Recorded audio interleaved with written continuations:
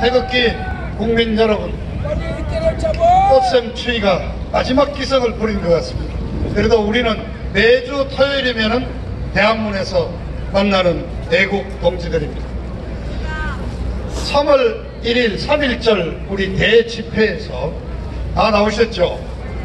바로 그 전날 있었던 하노이 미국 북한 회담이 결렬됐다는 소식에 우리들이 많이 안도를 했습니다. 왜 그랬을까요? 북쪽에 김정은이, 남쪽에 문재인이가 서로 짜고 트럼프 대통령을 속여 먹으려는 그런 사기 평화 쇼를 트럼프 대통령이 정확하게 간파를 하고 회담을 깨물어서 오히려 김정은이의 목에다가 목줄을 걸어가지고 이제 미국의 페이스대로 북한을 끌고 가고 형국이 바로 그날부터 시작이 되었습니다. 자, 지금 북한의 김정은이는 할아버지로부터 내려온 3대 세습 김씨 왕조 체제를 과연 사느냐 죽느냐 생사의 갈림길에 서 있습니다. 자, 우리 남쪽의 문재인 정부는 어떻습니까? 완전히 지금 정신줄이 나간 것 같습니다. 국정운영 지표 엉망입니다. 전부. 자, 여러분, 수출 2월달에 11% 하락했습니다. 3월달 20일까지 이미 5% 하락했고, 지난 20년 동안 우리 수출을 이끌어온, 우리를 먹여 살려온 반도체 수출이 1월달부터 3월 중순까지 벌써 25%나 줄어들었습니다. 경제 정말 문재인이 내려오는 것보다도 대한민국 경제가 먼저 망하는 게 아니냐, 정말 한탄스럽습니다. 이 무능하다는 말도 부족하고 제가 보기에는 아예 국정 운영을 포기한 정부, 장갑을 얼마요? 정신이 나간 정부예요. 오늘 여러분들 아마 보지 못하셨을 건데 인천시 의회가 이거 뜯어가지고 장갑 쓰고 어젠가 조례를 만들었는데 그 조례 내용이 뭐냐면은 인천 상륙작전으로 입은 피해를 정부 보고 보상해 달라는 겁니다. 63년 전에 여러분 69년 전에 있었던 일. 아니 보상을 요구한다면은 남한을 침공해서 탱크를 밀고 인천 시내를 점령한 김일성이한테 해야 되고, 김일성이 죽었으니까 그놈 손자 김정은이한테 해야지. 이게 도대체 무슨 나라입니까? 자, 민주당 출신 포천시장이란 놈은 지난주에 그때 김일성이가 따라 내려와서 며칠 묵고 간 그 집을 김일성 별장이라고 복원한다고 예산 54억이나 마련했습니다. 이 도대체 대한민국에 사는 민주당이라는 자식들은 대한민국 사람 맞습니까? 자, 애국 여러분, 자, 김정은 문재인 정권 끌어내려. 그런데 자, 제가 어르신들한테 심각하게 한번 말씀드립니다. 자, 어떻게 끌어내립니까? 또 문정은이 잠깐만 기다리죠. 자, 문재인이 그럼 어떻게 끌어내립니까? 어떤 어르신이 저를 찾아와서 어이 곽의원, 태극기 지금 3년째 흔들고 있는데 뭐 뾰족한 수가 있나? 아마 그런 좌절감을 여러분들 느끼셨을 겁니다. 맞습니다. 제가 뭐 배움이 여러 가지로 부족하고 짧은 생각입니다만은 제가 같은 고민에 대한 해답을 말씀을 드릴까 합니다.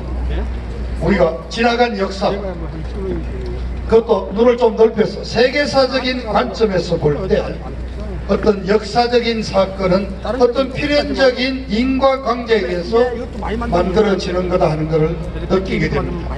자, 예를 들어서 36년간 일본 업자의 식민지 우리 조선이 어떻게 바꾸겠습니까?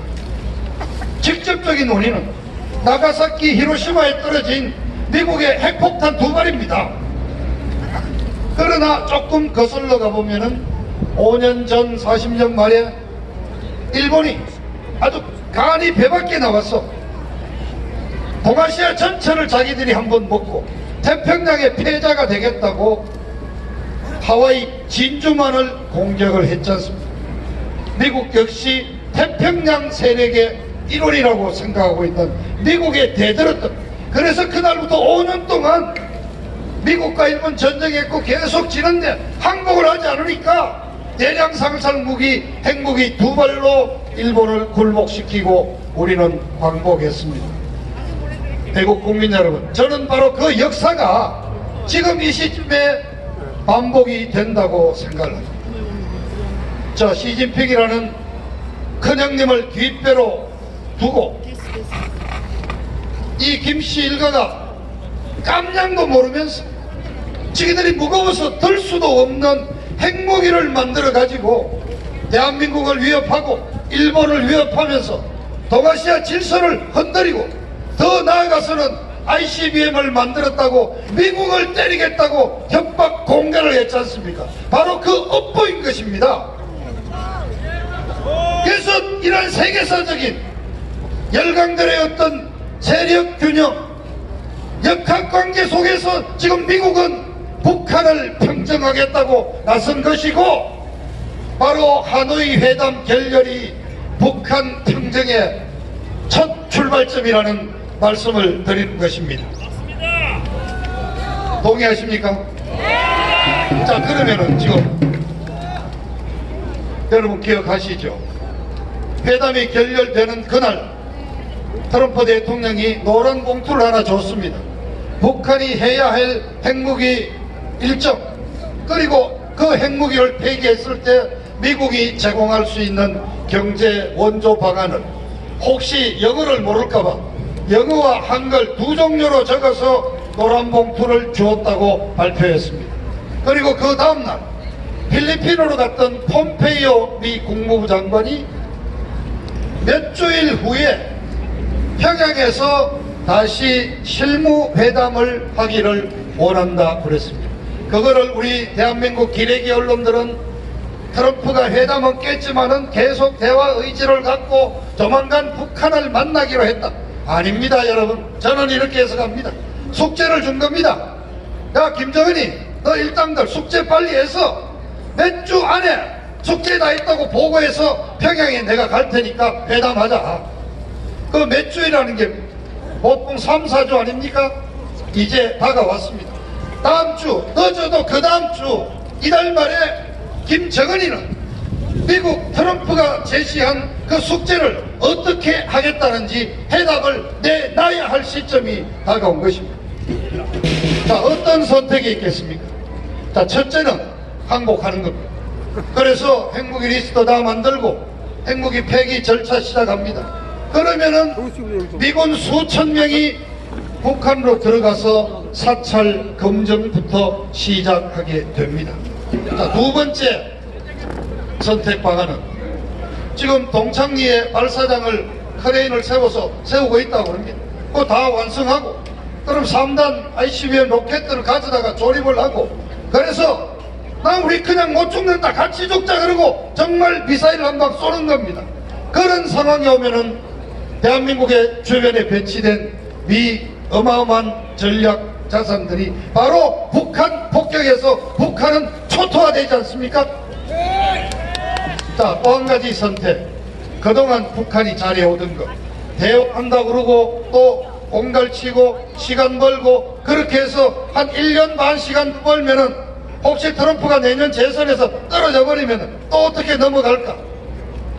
자, 이런 세 가지 방안. 그러나 지금 북한 사정이 그렇지 않습니다. 북한 사회가 엄청 동요되고 있고, 저 아직 어린 놈이 말이야 뭐 베트남 갔다 오면은 뭐 쌀을 50만 톤 갖고 온다 그러고 까불대더니 완전히 잘 됐다 그러고 지금 북한 내부가 심상치 않습니다.